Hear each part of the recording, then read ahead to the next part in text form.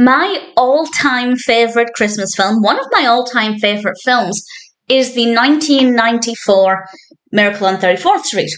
And in recent years, I watched the 1947 version, the 1973 version, both very good. They don't compare, but I was keen to explore the stories with different films.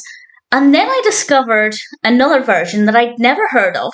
This is the 1955 version, and it is technically feature-length, but it aired as part of the 20th Century Fox Hour. And I thought, let's give it a go. It is a lot shorter. Are they going to be able to successfully tell the story? The short answer to that is yes. It definitely doesn't compare to the beloved 1994 version. And I'd say between that one and the 47 and 73 version, it definitely is my least favourite.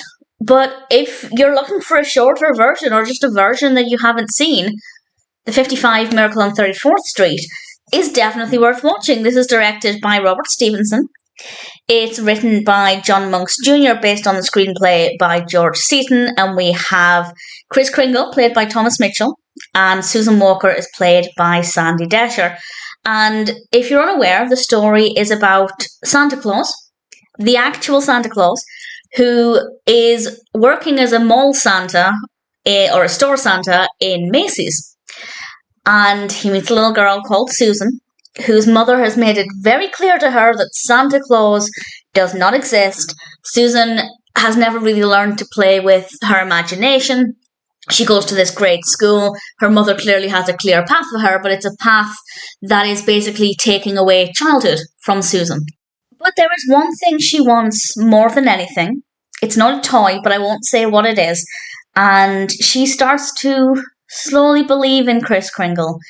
But Kris Kringle comes under threat because he is so certain that he is Santa Claus, why wouldn't he be, that some other adults are starting to question his mental health. And it's unclear until you watch the film ultimately what is going to happen to the character of Kris Kringle. And I don't want to say any more than that, but I will say it's very true to the story. And, well, it's 1955, so definitely very true to the 47 version, but also the later versions as well. If you're a fan of the story, you'll really thoroughly enjoy this version. It's very recognisable.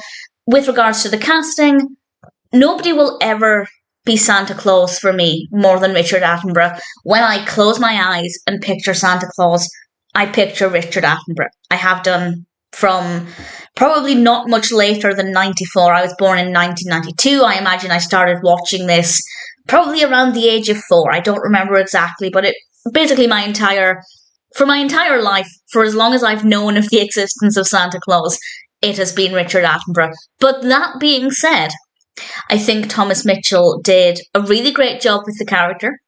He was very likeable. He's also not as stereotypically jolly as Santa Claus.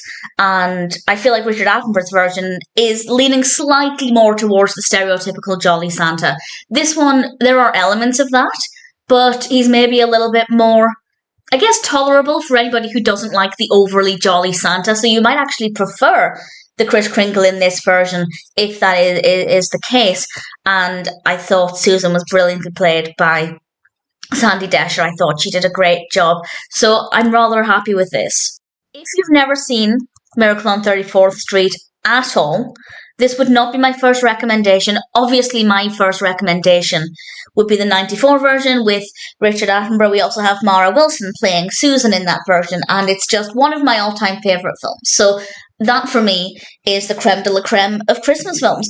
However, if you've seen that version and you would like to watch more, then absolutely this one's worth watching. All of them are worth watching. I say all of them. There is one that I haven't seen. It's the 1959 version, and I absolutely will be checking that out in due course. But the rest of them, definitely worth watching. This version, really thoroughly enjoyed it. If you're a fan of the film already, give the 55 version a watch. If you're new to it, I recommend checking out 1994's version first, but any of them will be a really enjoyable experience, and I'm really pleased with how this one turned out.